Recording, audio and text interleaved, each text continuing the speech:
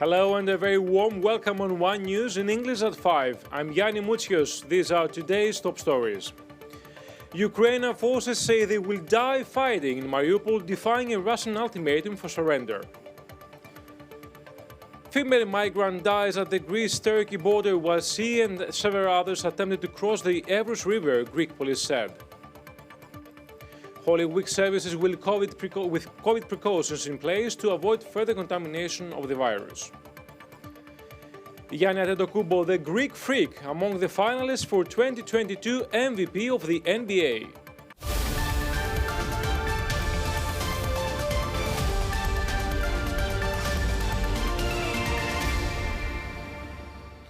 Overnight, Russian forces claim to have attacked 315 Ukrainian targets across the country, destroying 4 arms and military equipment depots with Iskander missiles and shooting down 3 planes and 11 drones. Ukraine and Russia have failed to agree about humanitarian convoys for the evacuation of civilians from war-affected areas for the second day. Ukraine has vowed that its forces will fight to the end in the besieged port city of Mariupol after a Russian ultimatum for the remaining Ukrainian troops there to surrender expired. Russian troops said they will close the city for entry and exit on Monday and issue movement passes to those who remain, according to an advisor to the mayor. More to come. Female migrant dies at the Greece-Turkey border while she and several others attempted to cross the Evros River, Greek police said. Russian Central Bank Governor Elvira Nabiullina said Russia plans to take legal action over the blocking of gold, forex and assets belonging to Russian residents. Moscow Mayor Sergei Sobyanin has said about 200,000 people risk losing their jobs in the Russian capital because foreign companies have suspended operations or decided to leave the Russian market. Meanwhile, Ukraine's President Volodymyr Zelensky has called for more weapons, describing every delay as permission for Russia to take the lives of Ukrainians. In his latest address, he appealed to countries to send arms, saying Ukraine's fate depends upon them.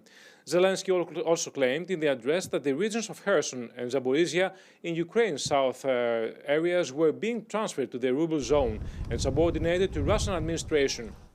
Ukraine's president said he has invited Emmanuel Macron to visit Ukraine to see for himself evidence that Russian forces have committed genocide, a term the French president has avoided using. Also on the program, platform for state subsidy on fuel will soon go online, government spokesperson said at a press briefing on Monday morning.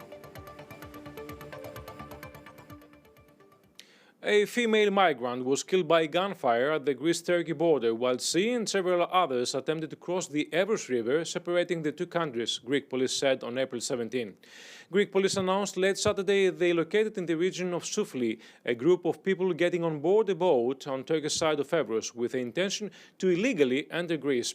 Police said that in order to intercept their entrance, they used flashlights and warned them to go back, but at the same time, they had shots from the opposite side.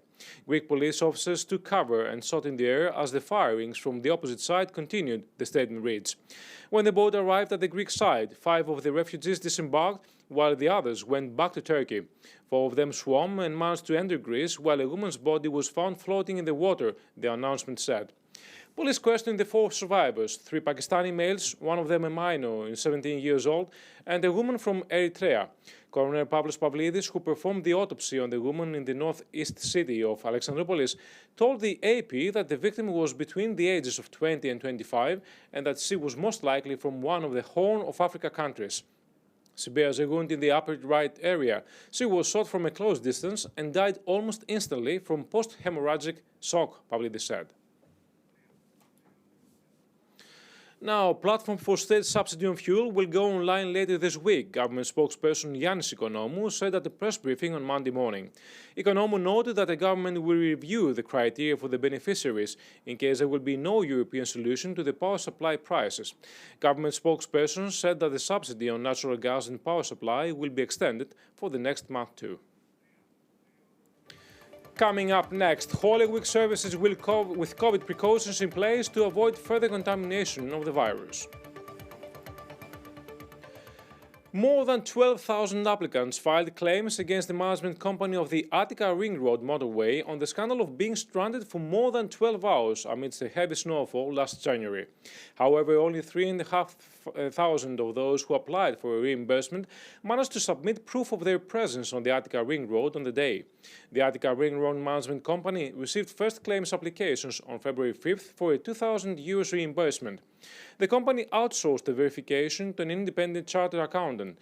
All applicants were requested to prove they have been stranded on the motorway during the snowstorm on January 24th, stating the time and entry date of the vehicle, submitting the toll receipt, as well as filing 3 photographs they have taken on the day of the location where they were pinned down. Ministry of Transportation and the managing company estimated that almost 4,000 vehicles were stranded. However, the number of applications submitted exceeded at least 3 times the expected. The managing company had approved 2,098 for applications by April 13th, whereas 545 applications were due to be approved. Holy Week services with COVID precautions in place to avoid further contamination of the virus. Face coverings will be mandatory, whereas hand sanitizer will be available at the entrance of the churches. Churchgoers will be requested to maintain safety distance from each other, and they will need to show proof of vaccination upon their arrival to the church. Underage kids may walk into churches with a self-test. Now, next on the program, Yanni, the Greek freak, among the finalists for 2022 Most Valuable Player of the NBA. Greek tennis ace Stefanos Tsitsipas defended his title and won his second consecutive Monte Carlo Masters 1000 Cup on Sunday, competing against Spanish player Alejandro Davidovich Fokina.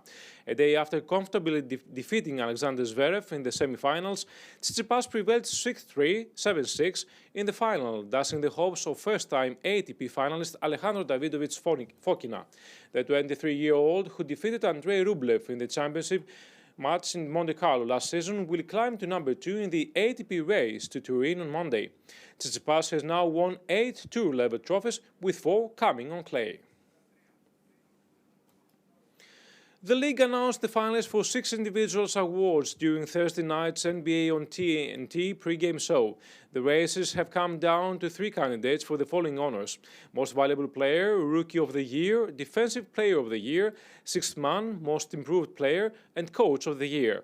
Finalists were chosen based on voting results from a global panel of media members, which includes both broadcasters and writers. Winners will be announced at later dates. Yanni from Milwaukee Bucks, along with Joel Embiid, 76ers, and Nikola Jokic, Nuggets, are finalists on Most Valuable Player of Year 2022. Yanni Antetokounmpo was voted MVP for 2019 and 2020. That's all from us for now. Next news bulletin at 6 o'clock in Greek.